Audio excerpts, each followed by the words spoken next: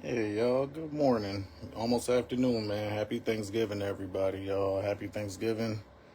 All the family, friends out there, Buffalo in general, happy Thanksgiving, everybody. I'm just gonna get straight to the point. The reason why I'm going live, start talking some football.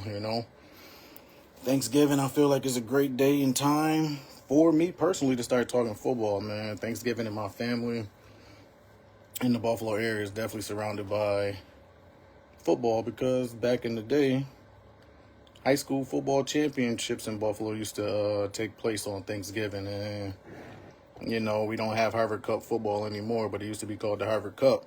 And 20 years ago on this holiday, I played in that game, and that was the second time I played in that game, actually. The first time was back in 2002, 22 years ago. But either way, 20 years ago, I played in the Harvard Cup game, Harvard Cup championship football, high school football. And this holiday has been surrounded by football for me and my family forever.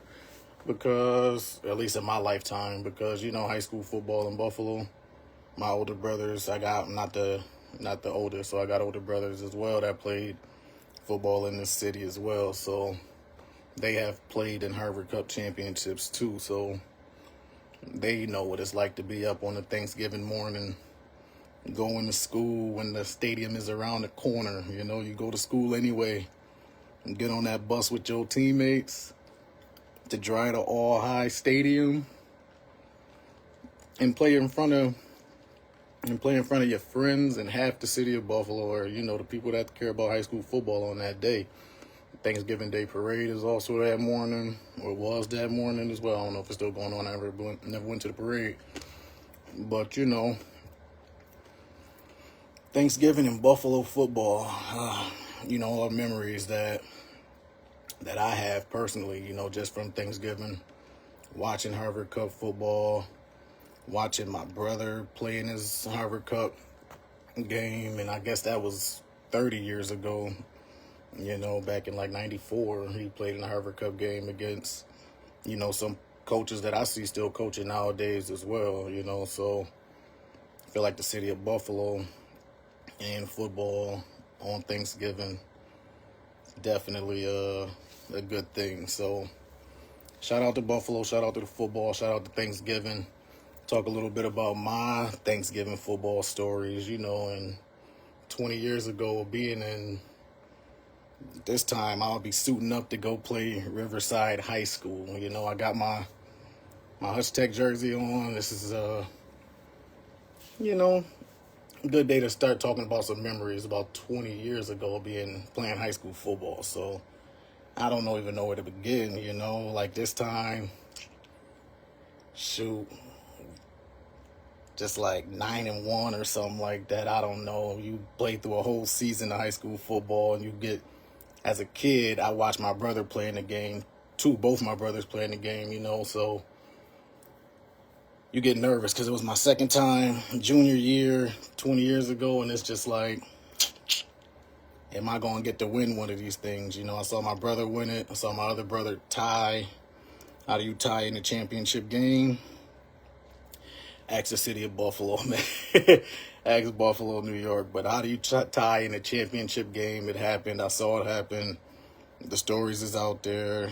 They will be told too, But for my particular second championship game, against Riverside, remembering the weeks leading up to it, it was just, a good moment, good time in my life. It was optimism about winning a championship, knowing what it takes to actually go in there and see what it takes to win a game. You play football your whole life, and then all everybody sees the end results. You go through hours of practice, you go through days of practice, but when everybody shows up, when the lights is on, championship game, all they see is the end result. They don't see the practices, they don't see the injuries that you have, they don't see the life that happens outside of whatever, they see the football game that happens. And when we went out there on Thanksgiving 20 years ago, you know, I was ready to win. You know, you go out there, we played that team. When I see these boys out in the city, they already know they got that up on me. You know, they got that W. You know, Riverside got that win that day.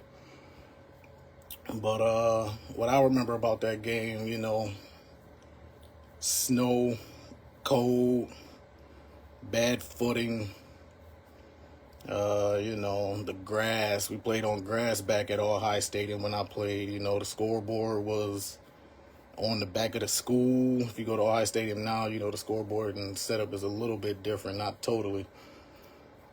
But 20 years ago, playing on grass, Thanksgiving Day game, I snowed a lot the night before. And, you know, it was a dogfight type of game where we got out slow. You know, we had the talent. We had the number 1 seed. We had boys that was ready to play ball. And, you know, turnovers, 5 of them, I believe. 5 turnovers that game. You know, when you only get one opportunity to win a championship, truly, regardless of, you know, how many times you see people win championships, when your moment comes, you only get that one time to do it. And when we didn't get it done that day, Thanksgiving became kind of like a holiday where I was like, damn, you know, 2 championships, Harvard Cup championship games, and like, you know, you go home after losing, you be like, you know, what could you have done differently? What could you have done better? How can I prepare for these moments differently on the football field? And then you be like, damn, Thanksgiving takes a different meaning to it a little bit, you know. But it ain't. I love it. I love that Thanksgiving moment. I see my little brother on here. Shout out to Pay. Was good. Talking about Harvard Cup football 20 years ago. The feeling of being, you know, sports football, Buffalo sports in general, you know, Buffalo football is something that is super underrated in my opinion, super under-recruited when it comes to high school football. And it's just like, looking back at my time in high school, playing in championship games, playing in all those moments, it's just like, to see 20 years go by and still not have, it's goody. 20 years go by and still not have still see the same problems going on. It's just crazy, you know. So that's another thing that I like to talk about as well. But Thanksgiving, the more that, shout out to Mike. What's good, Mike? Shout out to Pay 2, Mike. I don't know the other 2 people watching, but shout out to y'all. Talking about football, Harvard Cup, stuff like that. Thanksgiving 20 years ago, you know, playing and stuff like that. So thank you. Snowing like crazy, Mike. That's what I remember. Bad foot and snowing like crazy. What's good, Jermaine? How you? But I knew I was gonna get emotional, so it is what it is. It is what it is. Football. So I want to start a podcast mad long ago, y'all. Mad long ago. But stuff happen. You get scared. You don't know who's going to watch. So I'm happy y'all watching. Jermaine, shout out to you. Big part of my football family. Mike, shout out to you. Pay, shout out to you as well. I'm going to get back to it, y'all. But 20 years ago, a lot of things changed in 20 years, man. Like, and some things don't change, so it is what it is. Things that change in 20 years, the people that join counter. So, like, watching that football game, damn, playing that football game back 20 years ago in my mind. Coming out at halftime. Damn, I got snot and everything, y'all. This shit is real. But no, for real, though. 20 years ago, playing in that game, we was down 14-zip at halftime. And I'm like, yo, we about to come back. We about to come back, yo. We kicked the ball off. Mike Williams caught that shit. Took it down the middle of the field, untouched. 80-some yard touchdown, went down 19-zip. Mike Williams, man, like I said, a lot of things changed. Mike Williams went on to lead an NFL career, and he not here no more. Like, shit don't get talked about enough. But it is what it is. I didn't think this shit was going to turn into this today, but it is. Whatever. But I got to start talking a lot more because Buffalo football, Western New York football goes underrated, goes unrecruited, and whatever. Mike Williams, man, shout out to Mike. Took that ball, ran down the field untouched, and they went up 19-zip. And I remember trying to fight back, man. Like, damn, we got to do something, man. We scored twice, 14. All right, defense held up. Defense let up 1 touchdown. Special teams let up 2 touchdowns, man. Mike returned that joint at halftime. Bear already know he returned that punt. Bear returned that punt in the first half. And they got an early touchdown, man. Went up 19-zip. We battled back in the second half. And I remember we forced a punt. Middle of the field, probably about 4th and 4 or something like that. Who knows? 4th and medium. Riverside had the ball, and I'm like, are they going to go for it or are they going to punt it? They lined up in like a short shotgun formation or something like that, punted it. Pinned his back. So I'm like, yo, we got a minute. I just remember looking at the scoreboard, man, minute 58. Minute 58. We going good down here. We going to score. Didn't happen. All right, didn't happen. So drove down, got back to about the middle of the field. All the promise in the world. Didn't happen. But,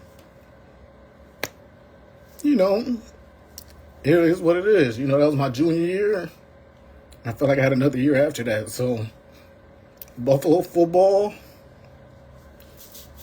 Harvard Cup football in general, man, it's kind of goes by the wayside a little bit because now there is no Harvard Cup football. Like, it's all about Section 6, So I'm not mad about that at all. Because kids nowadays need that. They need to get that exposure to the rest of the state. They need to get that exposure because for somebody like me, this is water under the bridge now, but I still see it happening today. So for somebody like me to go live my football life, man, because this started a long time ago, like, y'all know me. So to go through my football journey, at a young age, and to be where I'm at right now,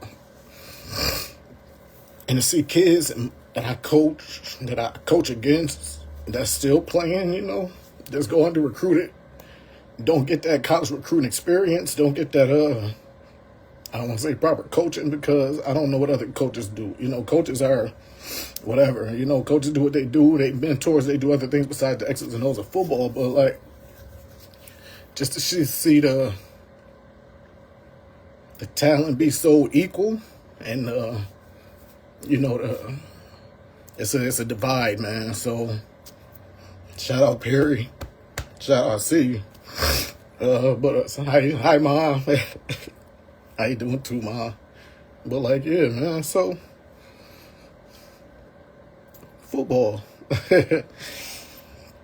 just see these kids with so much talent just go under-recruited is crazy. So my Thanksgiving's a little different. What's up, Shanae? I'm pretty sure you was probably at that game 20 years ago. High school, Hush Tech.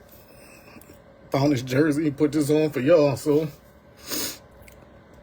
it's crazy, man. 20 years ago, I'm talking about football that I can't even correct no more, But it is what it is. I want to correct it now because too many players that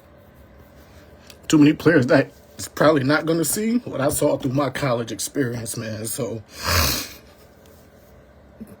college football, all that stuff, that's the reason why I travel. Most of the time I come out the house, it's for football. So, like, not going to get me out the house for too many other things, man. So that's what I want to do going forward.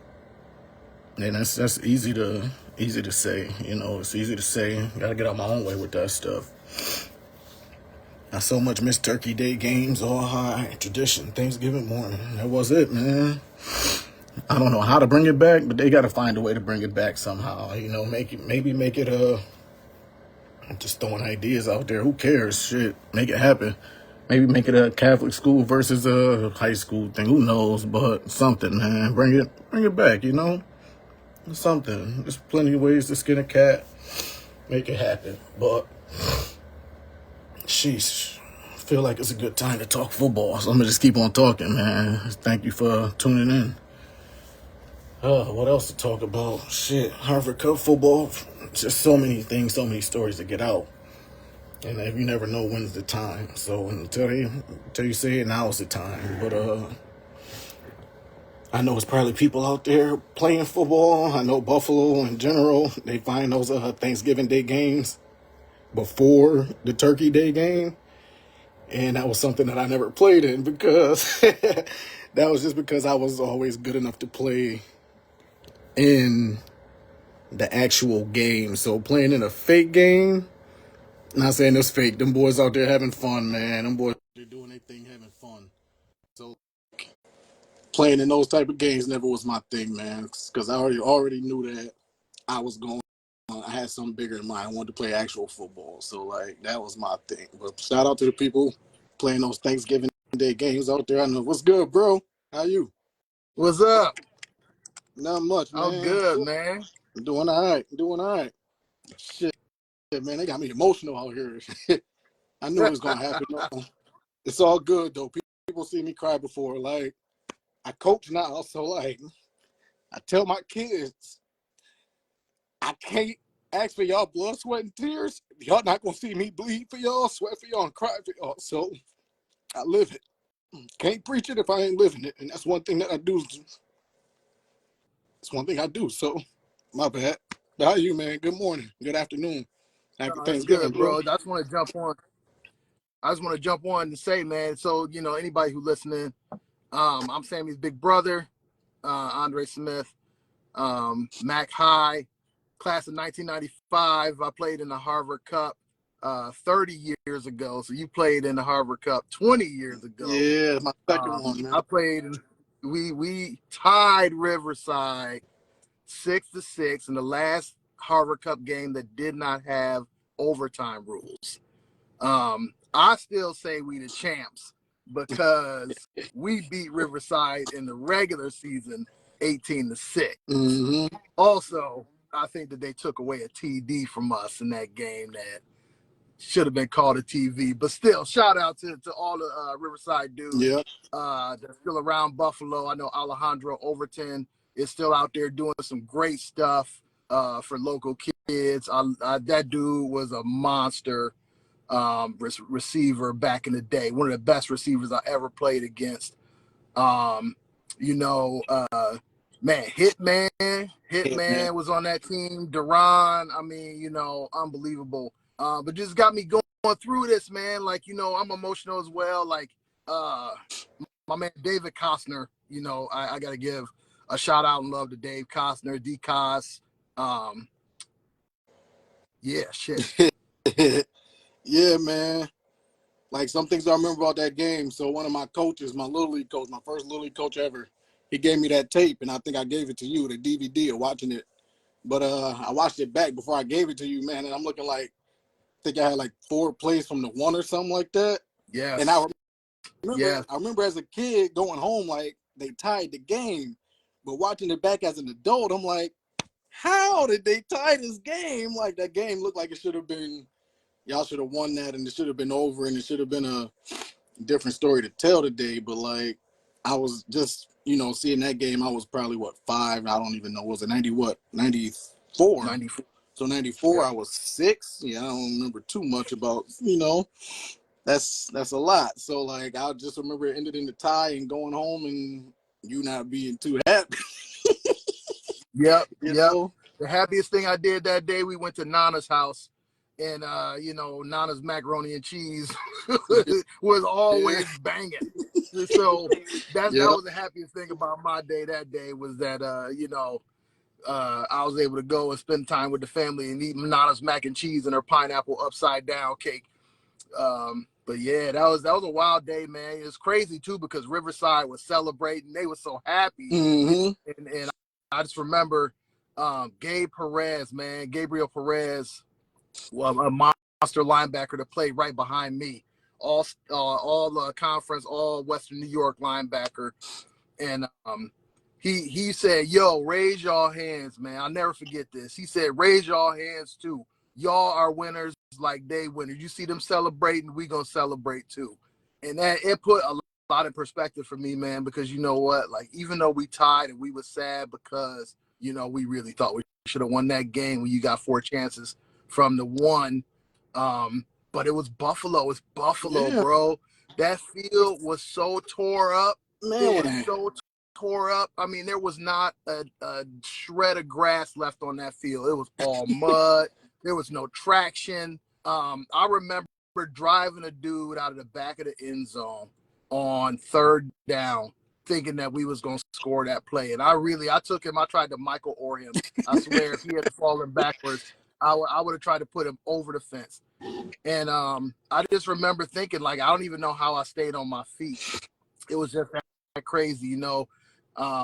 And I always think about, like, if we had the things that the kids have now, right? If we had turf, you know, how different would that game have been? But I mean, you never know, man, because like I said, Duran, Alejandro, they had track speed and they were so good that, you know, they might have been faster on turf. You just never know. But I mean, our line was unbelievable that year. But anyway, yeah, man. So I just want to jump on with you, man. I'm feeling you over here, like, you know, I will say the shout out to our dad. For sure, man.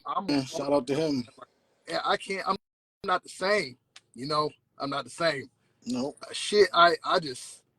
I think about things differently. You know what I'm saying? Like, shit would be making me cry sometimes that I don't even know gonna make me cry in the moment.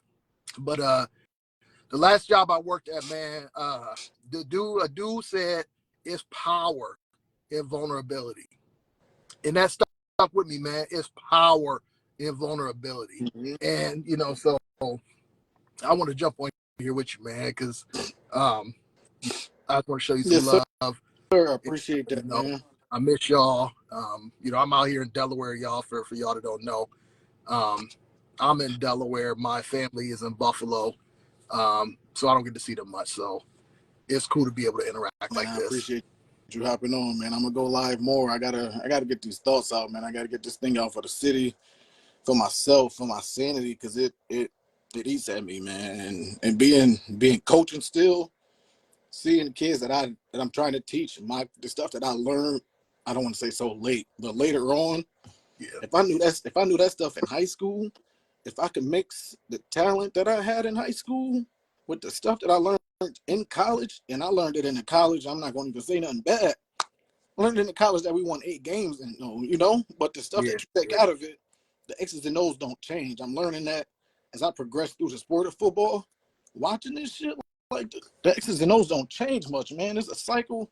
You run your system, and you find the players that fit in that joint, you know. So like, I think I know I'm on the right path. I want to say I don't think. I know I'm on the right path, man. And this coaching stuff is helping me. It's teaching me that winning ain't everything. Because when I first went into this, I'm like, I'm gonna win championship after championship after championship. And after this year, we have 2 of the best running backs in the state.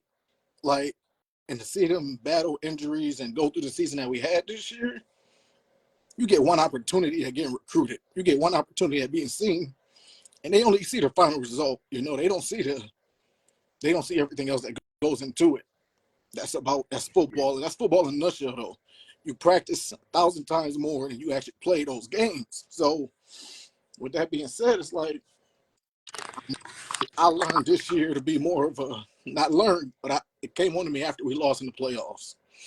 Came in with all this promise, all this hope. And it's like, man, I thought we should still be playing right now. I think we should still be. I mean, it's a team in Buffalo right now still going at it, you know? And I'm like, at the beginning of this year, I thought that should have been us. You know, whatever. I'm not taking away nothing from them. But looking at the injuries that we had and how our season played out, you get one opportunity at this stuff, though. You never know what's going to happen. So at the end of that game, I wasn't going to cry. I wasn't going to cry. You know, I'm like, I cried last year. I cried all season. You just in the third. I manned up a little bit.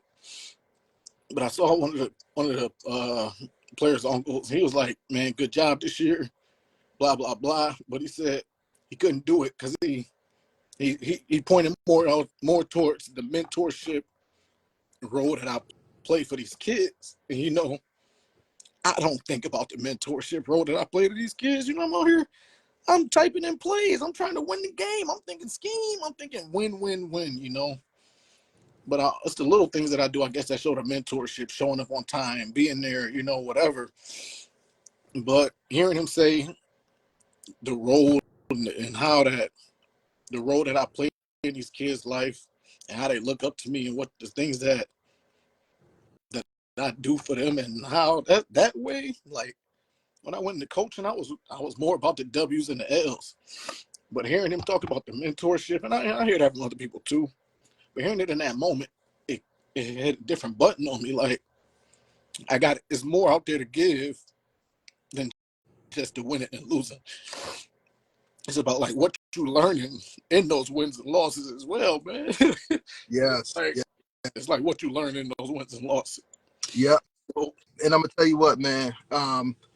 That is a shift for you, I think, in your coaching journey.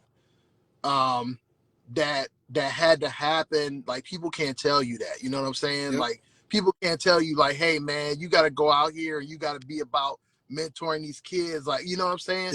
When you see it, and a kid comes back to you and says, hey, Coach Smith, you changed my life. That's some powerful shit, bro. That's some powerful stuff. You know, you are blessed to be in a position where you are touching the lives of kids every day. You don't even realize it. Yep. You know, I've done my share of coaching, and I still have kids that come up, and I'll even go a step further. The team that I work with now, and I'm just, you know, I'm a photographer. I just take photos for these kids. Mm-hmm. And, you know, a mom had a son that passed away, and she said, Mrs. Smith, I just want to tell you that the photo that you took of him, he loved that photo. He kept it in it. You know what I'm saying? You never know whose life you are touching in that moment. You know, you're doing something. But when you are out here and it's about the kids and it's not so much about you, that's a shift. You know what I'm saying? That is like a shift that, you know, I'm not gonna say maturity, but like that's just a shift in the journey that has elevated you, you know, and it gives you even more purpose. And you know, that's a cool thing, man. That's a cool thing. I love being able to watch your journey, as you know, from afar, as you know, progress as a coach, but now, you know, as a mentor, you know, it almost kind of puts you on blast a little bit, right? Because now you're gonna be watching yourself a little bit more. It does. It's different, man. I look at. I talk about I want to start a podcast, you know, and it's a hard way to go about it when you don't want to bash people in their job and how they doing and how they approach their everyday life, you know. I watch a lot of national media talk about this dude should be fired, that dude should be fired, this, that, and the third. And I have those thoughts as well as those coaches, but it's hard. Like you said, it shines the light back on myself. Like, you know, it really does. So it makes me take a step back and like focus on what I need to focus on. And as far as like what do I want to accomplish as being a coach, obviously I see this is what I see. I see the standard is set by Bill Belichick. You know, 7 Super Bowl rings. I see the standard that's set by Nick Saban, all these national championships. I see these goals and things that is putting us to this big ass world of ours that I feel like I can, you know, at least want to take a glimpse at even trying to. I don't necessarily want to do the NFL coaching part of it because I feel like the college part is where I would thrive at better. But like I see these standards that's set, and I'm like, damn, the road to actually get there could be a little, not saying it could be a little bit longer than I thought, but like, man, the road that to get there takes is more than just the X's and no part of it. You got to build. It's not just you either. You know, you got to build that team. You got to find the people that have the same goals, have the same thought processes as you, have the same energy, I guess, you know, passion and whatever. And I guess that comes with being a head coach. That comes with being a mentor. I guess when you're a head coach, you got to mentor more than just, I quote, children, the kids that you bring in, but you got to mentor the adults too, to a certain extent as well, you know. And it's not like a watch over type mentor, but it's like you lean on them for guidance as well. You bring in people from different backgrounds, different walks of life that have different experiences with you, and they all want that same goal. And that's the thing about football. That's the thing that I always liked about football. It brings so many people together for a common goal, and you see it with the players, with the coaches, with the fans, and the fans is even crazier because the fans. You see the fans, you know, you see the different ways fans can go, politics, whatever, color, sausage and bacon, whatever, you know, you see the different way fans go with life in general. When it comes to the sport, football and cheering for their team, all of that shit goes out the window. And it's amazing to me that that's the amazing thing about football. I don't think it's anything quite like it, man. And like, I don't think it's anything quite like football where it brings people together as one. Like, and you know, I went on a tangent there. I don't even know how we started that, but like, no, but it's the togetherness, you know, and man. You know, talking about the mentorship and things like that. Well, you know, what I will say too, man, is you know, the networking piece of it, you know, and this is getting into the, you know, kind of nuts and bolts, but like, you know, just being able to network with other coaches and fellowship with other coaches. Yes. You know, and create those relationships with other men and women who are, you know, on the field every day, and the experiences that they have and they share them with you, you know, that's a big piece of it too. Because it's just so much to learn. You know, I've heard people say, you know, that guy has forgotten more about football than I know. Yeah. You know, and it's true a lot of the time, true. man. Like dudes that have been in the game for like 40, 50 years who have literally forgotten more about the game of football. You know, and it's like, you know, we absorb all these things, you know, like we look at how the game has progressed. You know, I mean, you're talking about like, I can't even imagine us as an offense back in 1994 at McKinley trying to run an RPO type offense. Like, what happened, bro? It just wasn't happening. Not even close. You know, I mean, we was like run left, run right. We trapping, we trying to drive you off the ball, and we might throw the occasional pass. Like, you know, we had Mouse, Terrence Chesson, you know, man, I mean, he was extremely fast. We had we called him Bill. His name was Michael Edwards. You know, lots of speed. Dudes that could catch the football. Bobby Ballard was our quarterback, man. That dude was phenomenal. Yeah. You know, but we wasn't running no RPO. No, man, and that's what these kids have to learn these days versus what we had. All we had to do was show up and smash and not jump, like not false start. Pretty much, man.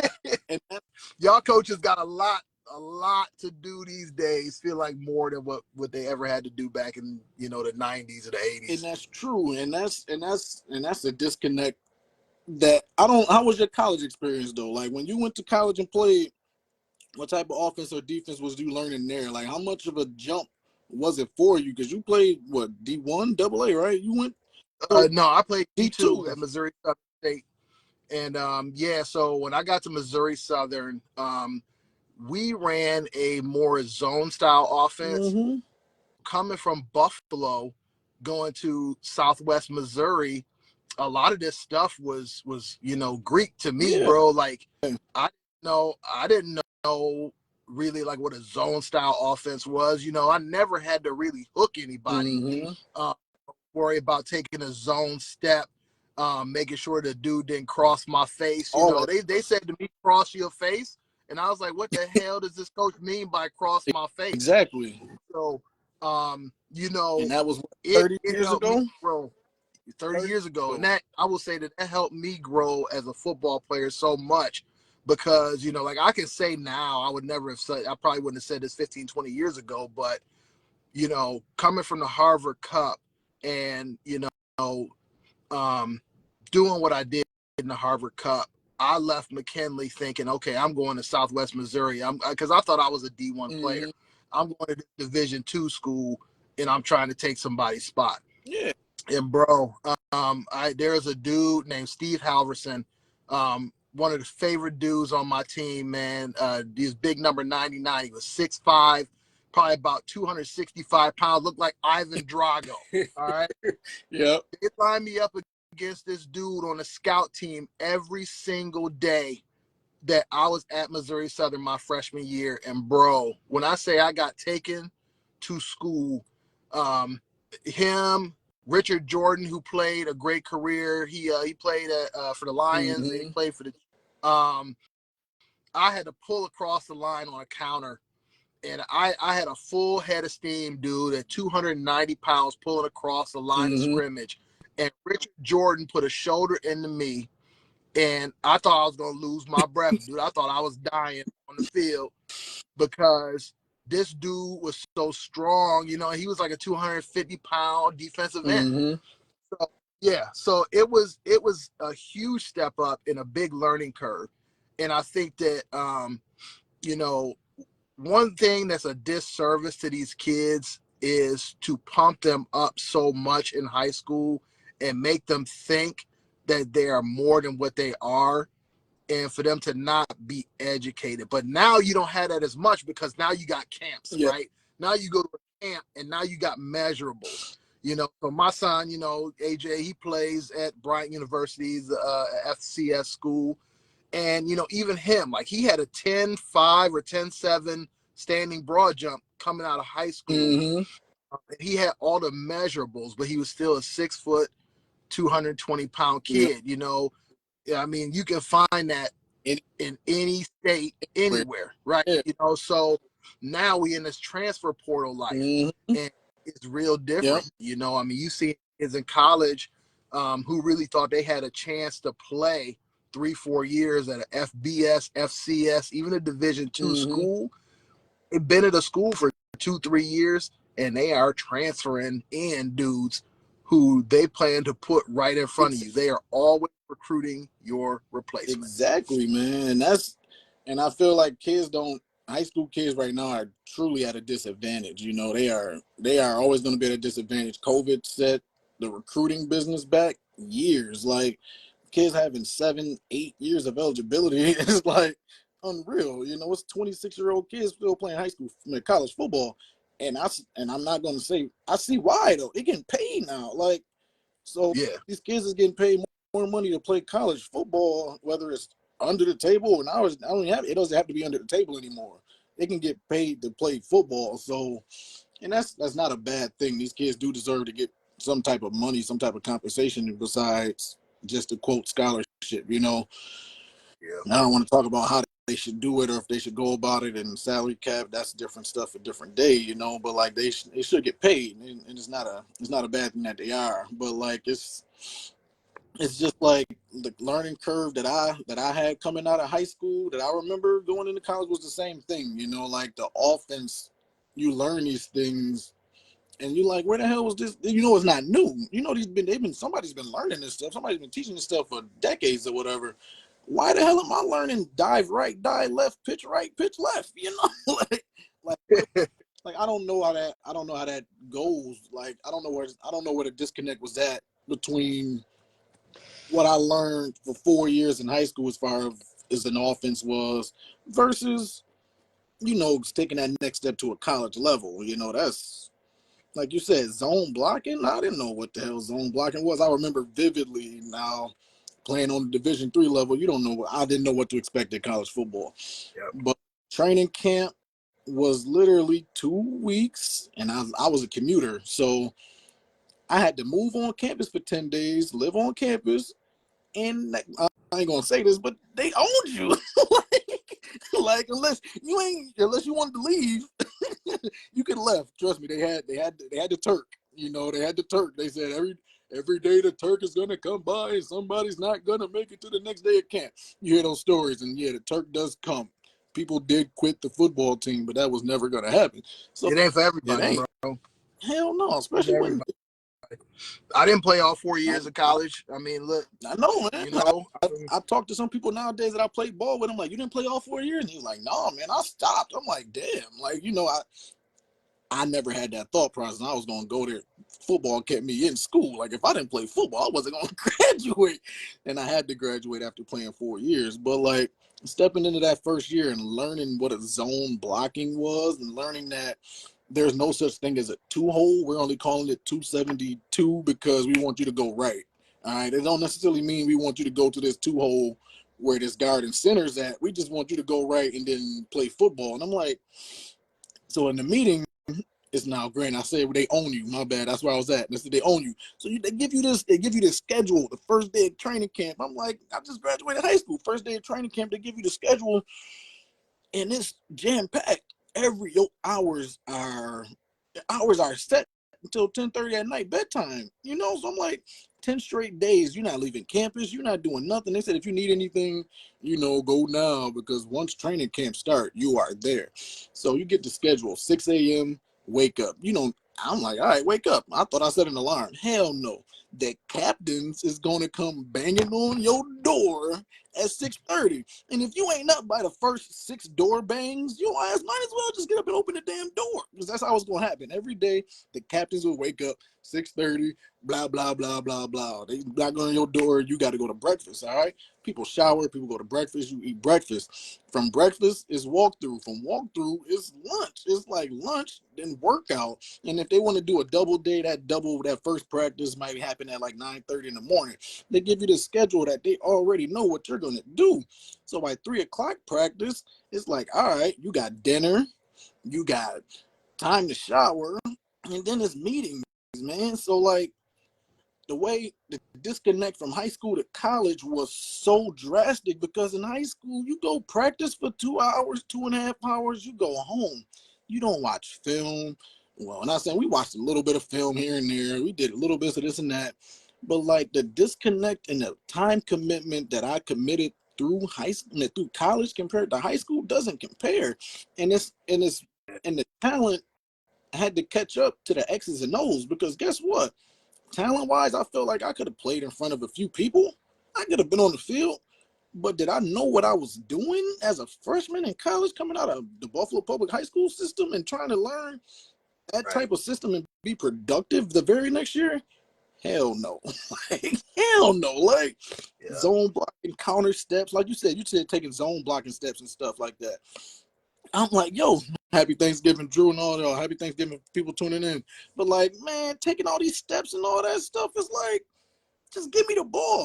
But no, they're like, yo, you got to do this, take this path. You trying to hit this A gap. You're trying to hit this double team. You're trying to hit this, that, and the third. And you see the game differently. So now when I'm like, okay, after it takes about 1.5 years to process the X's and O's of the football game, because I already got the talent. I've been dipping people since I was 7 years old. You know, I can make somebody miss. But running through the scheme, running through this gap scheme or this zone scheme or this attacking this aiming point, I didn't know what they were talking about until you actually got to run it. You got to run it and you got to rep it. And I feel like the kids now, they're getting the right, like you said, it's camps and everything. So these kids are getting the right reps and they're getting them opportunities to show what they can do. But until they get to the final result of like actually putting it into a game setting, what are they learning? Are they learning the right stuff? You know what I mean? Like, if you're doing all this stuff, but then you get to a coach that's going to teach you triple option, then what the hell are you? You know, like I don't understand. It's got to be a way to like conform that type of stuff, man. And it's just like, I don't know. It's hard. Your boy said Coach Bicker was talking about the deer and headlights.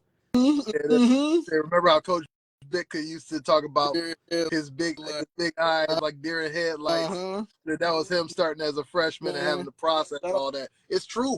It's true. Jermaine started all 4 years, man. And I remember like going through my freshman year of college, it was 13 running backs the first day at camp. And that's another thing, man. Like 13 running backs. I was a 4-year high school starter. And then like going into 4 years of playing, touching the ball 20 times a game, to sitting and going to practice against a college starting defense for a whole season, like it's different. It's different, man, because you got to put your pride aside. Again, that was a growing experience for me. My college growing experience was like playing scout team, because high school, my senior year in high school practice, I wasn't practicing. They was like, "Yo, don't get hurt," you know. Get hurt. We got games to win. Don't get hurt during practice. So I practiced whenever I wanted to in high school at my senior year. By the time college came, that shit don't work. Like, you have to practice in order to play on Saturday. Like, if you're not logging in enough reps, they're not gonna. If you're not logging in enough reps, if you're not in tune with what the game plan is going to be for that week, if you're not showing them that you're ready to play Tuesday, Wednesday, Thursday, Friday, they're not going to, quote, trust you on Saturday just because they saw you do it before. And I'm not saying that's true. I'm saying that that's at least what I saw, you know. If you're not logging in these practices, man, they're probably not going to play you. High school, I didn't have, you know, it's a growth setting. It's a growth mind frame. And I think the area itself it's not set up for, they don't know that. You know, like a lot of kids don't know what it takes to be a college athlete, you know? Right. Right. The intangible things, especially, you know, the things that are just not obvious. A lot of kids just come out, think that you just go and you show up and, you know, you do what you did in high school. And yeah, it's just not even close. It's not even close. I think that some college coaches do a good job now of trying to paint that picture for kids. But I really do think that mindset of like, okay, you know, I came out of here, I was a captain, you know, I was all Western New York, or I was all state or whatever. And they just think like, oh, I'm coming out and I'm going to be the man. I'm going to go here, you know, I'm going to do my thing. And they might not even be thinking about putting you on the field. And, you know, like, hey, we can redshirt you, bro. You know, like you got some strength to do, you know, like that's another thing I will say. And a lot of programs now, high school, are good with this, is the weight room piece of it, and having to really be in the weight room and putting in hard work and seeing your numbers progress in all the areas, all the facets, you know, the power cleaning, the squats, you know, the bench, and like really seeing those numbers improve while still maintaining your speed, while still eating the right things. You know, it's so much that goes into being an elite athlete. It's a lot, man. And I never even knew, man. I still remember, I tell this story to my son.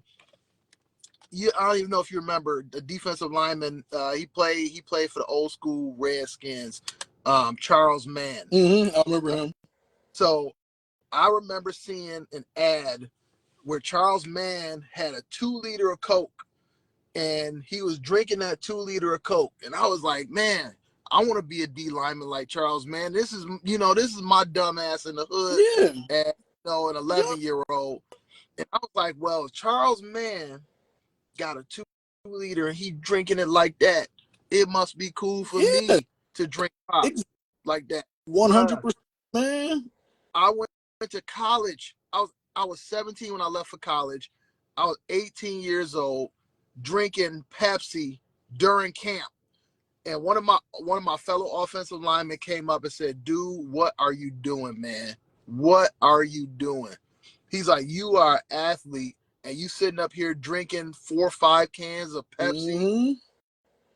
He's like, dude, you need to be on water. He's like, let me tell you what that pop is doing to your body. And I never had a clue. It's the crazy influences that we see as kids, like you said, stuff like that. I'm low-key happy that Barry Sanders was one of my influences, like, because that's how I really appreciate that he was one of my influences, because scoring and just giving the ball back to the referee feels way more like a stunt than like doing it. Like it just feels way more like a stunt than like it's a bigger flex, I think. yeah, it is than just like doing a backflip. Like I can't do a backflip anyway.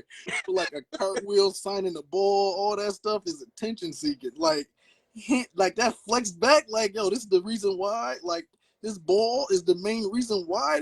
This y'all even looking at me, man. Take this. Like this ain't even it. Like just take. So I'm happy that he was one of my major influences in football because seeing the game nowadays is it drives me crazy when people celebrate too soon. So like two things that drive me crazy in football. People hate the touchback rule when the ball goes out the back of the end zone and goes to the defense. I love that rule. Like the major thing is ball security, asshole. Like secure the ball through the end zone. We celebrate later. All right. So like that's if you wanna play with the most important thing on the field at the goal line, it deserves to go back to the defense because they no more. The defense don't get a lot of rules for them anyway. Defense is only getting things taken from them. So like as an offensive player and an offensive coach, if I'm the coach ball security, it has to be at the 1 inch yard line just as important as it is at the minus 100 or the minus 99. All right. So like that's the rule. You know it, coach it, and live on it. If they change that rule, I hate it because in the other league, I'm sorry, I'm going off on the tangent. In the other league, somebody did some dumb shit and they threw the ball and they landed on the whatever and they got the ball back. Like, no, like, no, like, no. So that's not the rule. So like, no, they gotta. I like that rule. I forgot. I'm going off on tangents, man. My bad. Like, It's not good, like, bro. Shoot, like football, man. Like, shoot, man. I don't even know where I was going. My bad. I lost myself. No, you talking about just hand the ball, let people want to play around with the ball at the goal line. You know, you want to celebrate too early. You know, I hate that when people like had a ball out and they flip the ball and cross the goal line. Yeah, something. I'm like, come on, man. Like to me, that disqualifies you. You getting taken off the field and you just sitting on the bench. Like I might make you sit like crisscross. You gotta say crisscross applesauce. I'm gonna make you sit crisscross applesauce at the 50-yard line. Like, but I feel like just gonna walk around you. Like though that only happens when I guess if the coach doesn't establish those boundaries from the beginning. You know what I mean? Like that's the only way it happens because if that shit irks me, so like don't do it. You know, don't do it. So if I feel like if a team knows that, or if hopefully they don't disrespect you, you know. But like that is one of the things that irk the hell out of me, man. Like those I can't wait. Like I talk about being a head coach, and you know it's tough because I know the line to be a head coach on a college football level is miles. It's probably wrapped around this earth, you know. So like trying to get on the path to do that without the winning aspect of it, you know. That's I talked about being a mentor, talked about all that stuff. Without the championship rings to actually capture those moments, you know, because it's like you get one time a year to capture those moments, man. And if an injury happens, if anything happens, those you can't base your career and your success off of that stuff, you know. I guess, right? So like, what ways? It's just part of it. What other ways are you getting out to these kids? What other ways are you impacting these kids' lives? And like another reason why I wanted to start this podcast so many years ago. Like I said, it's probably like 5-6 years ago. But like it's to pretty much like get some change going in this recruiting aspect of Buffalo sports in general. Like, damn, man. Like, not saying that I love the fact that I ended up where I went as far as college, you know, and I love the places that it took me. But I only can imagine like the differences and the amount of the recruiting aspect of it that could have been different if I would have been able to travel to Pittsburgh or travel to an Ohio area school or something like that. You know, I don't know. And granted, back then, like it wasn't tapes wasn't even like, you know, filming all that stuff. Like, so yeah, Yeah, I Game remember. film out was a pulling teeth, man. Right, Like that's crazy. right. I mean, we took your film to Delaware, and I mean, you had to you really had to put together, a tape off of like 3, 4 other tapes, ship it to me, Yep. and then walked it into the Delaware coach's office, Yeah. and I literally had to walk it. Like that's Nowadays, crazy. you got Twitter, you got electronic, you got Huddle. We didn't have no kind of Huddle. Like, I can't even imagine, just being able to network. So yeah, it's totally different for these kids. But now it's so saturated because everybody's got it. Everybody's got a Twitter. So everybody is texting these coaches, DMs, coach, look at my film, and they ain't getting messages back. They not, because they're overwhelmed. Yeah, and that's another thing. It's like I want to grow the sport of football, but it's like the sport of football is growing exponentially to the point where they need somewhere to. These people need somewhere else to be besides just fans and players. You know what I mean? Mm-hmm. And I don't think people realize that. Like, it's either you're a fan or you're a player. Like I said, players normally transitions into coaches, but I'm looking at how the landscape is of football on television. All these players now are taking these analyst jobs. All right, that's just being honest. Absolutely drives me crazy. To be honest, as somebody who wanted to be a broadcast journalist, anybody that want to be a broadcaster, you might as well just cut it out right now. Like unless you got pro athlete experience, they damn near in this national media, they're taking that. You got to be damn near pro in order to talk to these people nowadays. So like what other ways are kids besides how else are we going to grow the sport of football besides just wanting to play and wanting to watch and be a fan? I feel like people, like a lot of kids, my way of staying in sports was coaching, but I coach a lot of fringe players in the high school level that just love being out there and around the team. Mm-hmm. And you don't want to just throw them kids by the wayside, I try to get those kids involved in different ways, and those kids are still coming along, you know what I mean? Shout out to Steve out there. I see y'all. Pat Shouts, I see you too. Tech, shout out. We played these games, man. Championship stuff. Steve Means, I see you out there. Get that NFL with Steve, man. Shout out to Steve in the NFL out there balling, bro. I was all right. Thank you. But man. Hey, so real quick, I've been sitting out here in the parking lot of Crunch Fitness, and I've been sitting in the parking lot because I feel like working out today. Oh, good, man. It's Thanksgiving. Oh, shout out to big nephew AJ in the building this whole time. Big nephew. How you doing? How you? I'm good. Good, man. You looking strong out there, man. Golly. What you benching now? 3 something? Man, I'm not even sure I haven't maxed yet. All right. Yeah. I'm about to say, I'll still outbench you. You already know that. Hey, I'm catching up though. You are. I'm catching up. As long as I got short arms, I still got the advantage.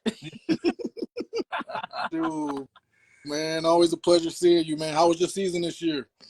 It was all right. I was injured for a good bit of it. Yeah. It was good.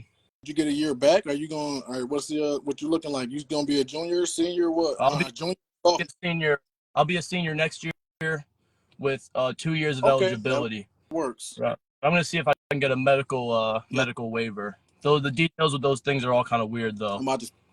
So I'll talk to who I need to talk to. I don't know how medical red shirts worked. I'm pretty sure when I was playing a long time ago, it was like if you played more than 3 games or something like that, they didn't clear it or something. I don't know how that stuff worked, but definitely find that stuff out, man. Yeah, we'll do. For sure, man. Always a pleasure seeing you. Happy holidays, man. Happy Thanksgiving. Good to see you too. Sir, nephew, out there playing D1 football like my family. So Dre, you were the first one in the family for the football stuff for me, man. Like I said, at the age of 6, I was watching you playing championship game, and then watching Al play. He played at McKinley as well. From Mac High. Hell yeah, Mac High. That's I say Hutch Tech owns Elmwood. Hutch Tech owns Elmwood. I was the dark horse out the group. I ended up going to Hutch Tech. Trust me, McKinley was a thought though, man. But I forgot what I was even saying, man. Damn, what What was I saying? Shoot. Sheesh. Yeah, we getting up there, bro. I know, man. I know. Be fleeting a little bit. I forgot what I was even about to say, man. Y'all boys though, man. I remember playing against Hush Tech and everything. Like y'all wasn't as good. Y'all definitely progressed, but like I'm trying to think of some of the dudes, man. Earl Holmes III was one of the dudes that Hush Tech had. That he was like, I think he was a fullback. He might even been a tailback. But I loved Earl Holmes III, man. He was a good dude. They also had this big center.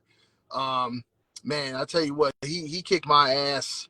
My senior year, we played Hush Tech, man. He was probably about 6'4", 250. I just want to shout out a few of the players. I'm gonna have to get going here pretty soon. I know the girls are home waiting for us, but Jerome Roberson, he played for Grover, one of the best D linemen I saw in Harvard Cup football, man. Jerome was a monster, just a monster. He was a sophomore, I think, when I was a senior. So I didn't even get to play against him at his absolute best. Beast. When I was a freshman, Teddy McDuffie. You just say the name McDuffie. Hey, man, that name still rings. As soon as you say McDuffie, I just had to laugh, man. As soon as you say that name in Buffalo, I love it. You already know. Teddy McDuffie. The Williams brothers from South Park, and gosh dang it, I hate South Park still to this day. I still tell these dudes. Brandon Williams was phenomenal. He went to Wisconsin. Teddy was crazy, bro. I think Teddy ran for like 340 on about 3 teams. Willie Williams was Brandon's brother. They had a dude my sophomore year. He was a senior named Jamie Silvestri.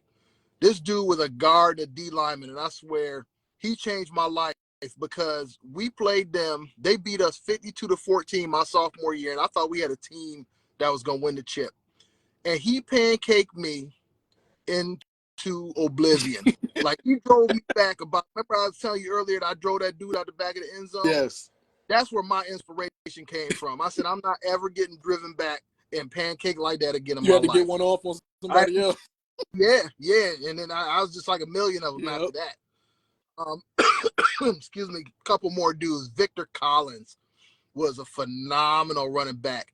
Maurice Howie. Howie. Of course, man. I coached his son at South Park, man. Yeah. Bro. Yep. Oh, Maurice Howie.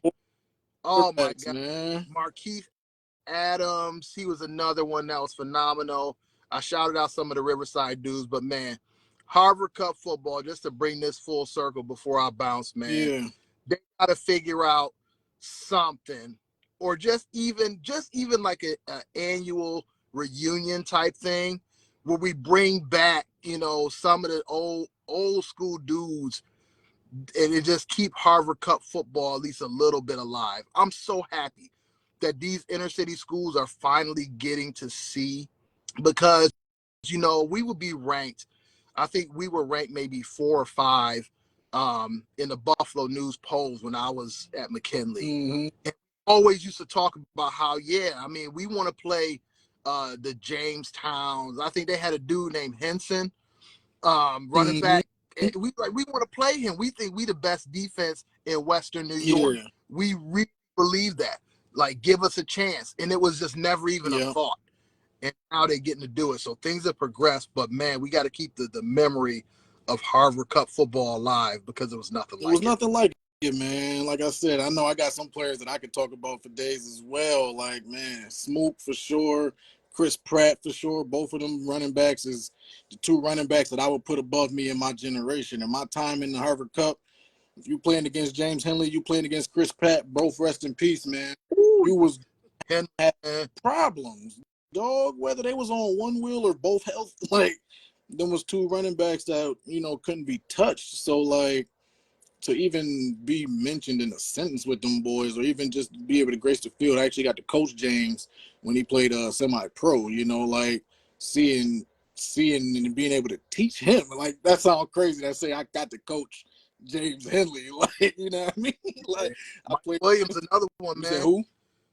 Mike Williams. Yeah, Mike Williams, man. Rest in peace. Like, them 3, like, them is Man, like just stuff that you know that you don't think that's gonna happen. I'm 16 years old when I met them dudes, 16, 14, whatever, and like I met Chris Pratt. I played Little League with Chris Pratt, like like with Fruit Belt. So like these names, Chris Pratt. Like I remember the man walking off the field. Like as a kid, I'm 11, so like this is my first year of Little League. I played street football, and like Coach Mookie, he out here doing big things right now. Shout out to Coach Mookie. Like Coach Mookie got mad at him. I don't know what happened, but Chris was like, nah, I'm leaving. He like walked off the field, like left practice and like walked off at like 11 years old.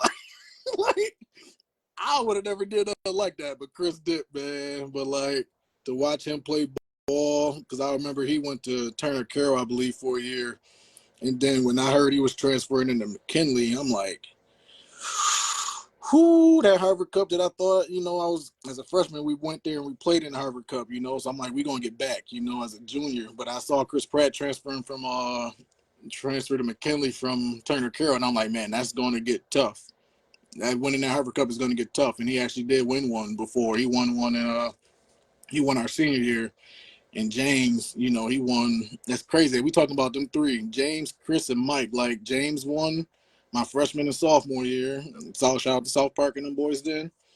My junior year, I was in it, but Mike and them boys ended up winning that joint. And then my senior year, Chris Pratt won that joint. Like them boys is legends, like legends in the football world, and definitely my mind, my eyes, my heart. Like them boys was people that won those chips, had some good Thanksgiving Day games, had those moments there, I think about as well. Fought hard, like you said, those learning moments, winning and everything, when winning is the thing that matters the most type shit. So like just them three, man, like damn, Thanksgiving, happy Thanksgiving to everybody out there watching. Like this shit is, like I didn't think it would wrap up like this, because it's not planned. This is all like emotions and impromptu type stuff, and I appreciate you stepping on and, hopping in here and, spending that time with me, because shit, I don't want to hold your day up no more. You got eating to do, nephew in town, like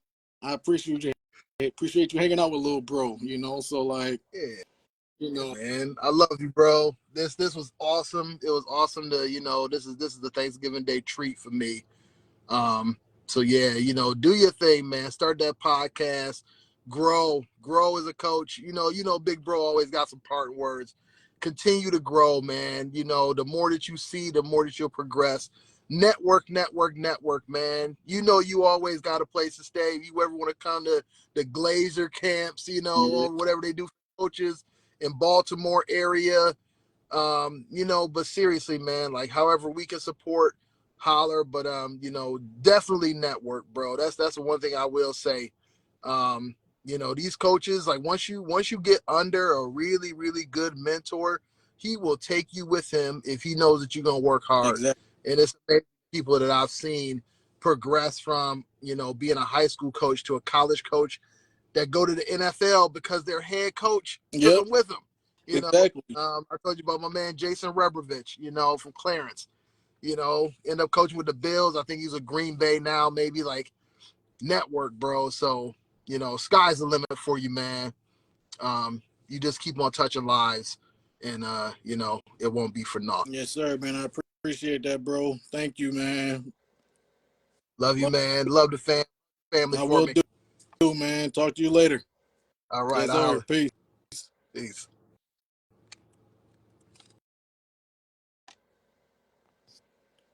Man, that was good, man. I appreciate that. My big bro stepping in like that, helping me when I was emotional. I was super emotional, man. But it was good to talk to my big bro. I haven't talked to him in a while. Like I said, Thanksgiving for us has been, in my life, like I said, since I was 6. I mean, obviously forever, but since I was 6 years old, being able to go to a Harvard Cup football game on a day like this and, playing it, actually get to live in it, seeing my brothers, both of them, my older brother that you just saw, my other brother who probably sleep or doing something, whoever. But like, like I see them both wear orange and black, the McKinley colors, and, win championships or at least play in them. So I had my time as well at Hutch Tech, and I think this is a good way for me to get my stuff out. My sister, hi Arletta, happy Thanksgiving. What's up, Jen? How you? Lowell, man, what's good? Shout out to Lowell too, man. Pleasure playing with you and coaching with you at the Celtics, man. I know you're doing big things out there at ECC. Keep it up, man. Shoot, I said I was going to end this at 12:30 so I could start watching football myself, but it is what it is. I do want to continue to, do this and go live more often, get these football thoughts out of my mind, not just Harvard Cup football, but Buffalo Bills stuff as well, all types of college football stuff. Just starting to talk more in general, being out here, seeing y'all faces, y'all see my face a little bit more as well, but this is a perfect time to start, man. I would watch the Lions and the Detroit Lions and the Bears right now, but I'd rather be talking. So what else is going on? The Bills, man. The Bills was on bye last week. Shit. We can talk about a lot. Bills on bye, Harvard Cup football, Buffalo Bills, whatever. But my thing is, we're going to talk about the Bills. They've been on bye, man. The Bills being on bye, coming back this week, Thanksgiving football, 3 games playing. The Dolphins play tonight. That's the only game that would affect us. That don't really affect us, though. The Bills is cruising. And this is the first time probably in 20 years since the Bills, or 30 years, actually, not 20, 30 years since the Bills have been this damn good to this point in the season. And they were in the Super Bowl when that time happened. Back in 93, if I'm not mistaken. And I was, 5? So 5 years old, going back to, I do remember watching football at 5. I do remember the Bills Super Bowl against the Cowboys. All I remember about that game is the Bills got their ass whooped that day. I was 5 years old. So, I remember the score was 52-10 or 52-17, if I'm not mistaken. And, if I'm not mistaken, that was the same game where maybe Don Beebe knocked the ball out of Leon Lethan or something like that when he was going into the end zone. And that's when he was showboating and they was about to win. And, kind of just crazy to even talk about because, I said, ball security earlier in this chat, talking to my brother, ball security at the goal line and stuff like that, blah, blah, blah. So even as a kid, that stuff like that irked me because, dog, get in the end zone, man. Play the game and do whatever. If we fumbled, you score, whatever. But either way, knowing that game and seeing, that was probably one of my real first true memories of football. I think at 5, seeing that score and that ass whooping that the Bills took, being from Buffalo, that's probably one of my first football memories, and that's probably why I hate the Dallas Cowboys to this day. Now, granted, the Dallas Cowboys are a hateable team regardless of what happened in '93 in the Super Bowl, but I personally don't like them just because I'm from Buffalo, and in my generation, they beat us in the championship, and that's probably one of my first big football memories of the Dallas Cowboys and of Buffalo football, professional football, that is. And that's pretty much Buffalo football because the main thing about Buffalo football is the Bills. The Buffalo Bills overshadow all of this stuff. I mean, I just talked about an hour of high school football in Buffalo, and that's pretty much all Buffalo football because all Buffalo public schools only played in that league for 100 plus years. So to talk about my 20 years or my experience from 20 years ago playing in games like this, before I even knew of a Harvard Cup football because the Bills were in this championship. So my fandom for football started with Buffalo Bills, and then Barry Sanders comes along, and then high school stuff comes along, and all that. As far as why football plays such a big role in my life is because the holiday time, my family was doing football stuff like Thanksgiving. My birthday, playoff time for football. So all in all, this stuff goes goes like it's in my cycle. This is in my life cycle. So like, with that being said, I'm gonna continue to talk about football going forward, man. I've been holding a lot of football thoughts, a lot of football takes, a lot of football, just in general, in my heart and in my mind. I just want to get out to y'all. So I appreciate y'all tuning in, man, because I know people like Steve, people like Lowell, all y'all boys out there that tuned in this past show. So I appreciate you tuning in. Everybody that tuned in, Mo Rice. I know we can definitely do an hour or so podcast or an hour or so episode just talking Buffalo sports and sports in the area. I know you're doing a big job out there coaching in Rochester, man. Keep it up. Jermaine, you always know we can do something out there as well. Come on live, holla at me. Drew, happy Thanksgiving, man. Zach Rizzo, shout out to Rizzo. Frank, appreciate you tuning in, man. Chris G probably tuned in from Texas. I appreciate you, Chris Jackson out there. My mom, Dalvin, man, appreciate you, Dalvin. Raphael, appreciate that like. I can't even see who just did that. Brian, Tony, appreciate you tuning in. Zohiru. That's funny. Like, I know who that is. That's, my God, that face. I know who that is. I just, hilarious. Courtney, thank you for tuning in. Big James. Bull Wink, man. When I saw Bull Wink tune in earlier, I appreciated it. I was talking to my brother and all, but Bull Wink probably tuned in from, like, Omaha, Nebraska, where like Terrence Crawford is from, the boxer. My man, Bullwinkle Polo brand. Shout out to him. Zach, man, love you too, dog. Shout out to Zach Kane. Roy Sean Sessom, another one. Shout out to him. Calvin, why am I crying at lunchtime, bro? Got a lot of football stories that I gotta talk about. Gotta get off my chest, man. Until I get them off my chest, I'm gonna cry about them, and I'm gonna fix them in the meantime. But shout out to Calvin Darby as well. Curtis Boutel, my man Kurt. Shout out to you, man. Appreciate you. Debo Lamont, Shanae, thank you. My passion for football is unmatched, and I appreciate that. Princessa, Ramon Perry, appreciate you. Kayla, appreciate you. Quentin Hall, appreciate you. Q and Hop and everybody else that tuned in, man. I'm a save this. Casino popped in late. It was good, Frankie. I'm gonna tune out though, man. I appreciate y'all tuning in. If y'all got any ideas, anything y'all want to talk with me about going by with football, man, Bills football, I can go on. I don't think I'm gonna talk too much about Bills football. I might say that for tomorrow. Let y'all get y'all eat on or something. Bills going on by, or Bills been on by and coming back and playing the NFC champion 49ers, who are down right now. I think that's probably going to be one of the next things I go live about. But if y'all want to go sift through this podcast and talk about some more Buffalo football stuff, Harvard Cup, that's always on the table, man. Anything that you want to talk about football-wise, holla at me.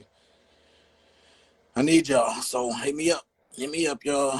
Appreciate y'all tuning in, and I'm looking forward to the next time. This was good to get out, and appreciate my brother for tuning in as well. Maybe I get my other brother on here next time. He got some Harvard Cup stories that he can talk about. He actually had a pick six in his Harvard Cup game back in '99 when McKinley was beating South Park, if I'm not mistaken. So I know he played in 2 Harvard Cup games back McKinley South Park in '99. I think he played also in the McKinley Burgard joint back in '98. I think they lost that game, but hey, either it is what it is. I played in my cups as well, but the Harvard Cups ain't coming back. So tune in. Definitely want to get more Harvard Cup stories. I know Coach O out there. He played in the same game my brother talked about earlier. Coach O, get on here, tell your story, man. Something like that. Keep doing a great job out there with the kids that you coaching as well. And yeah, I'll see y'all next time.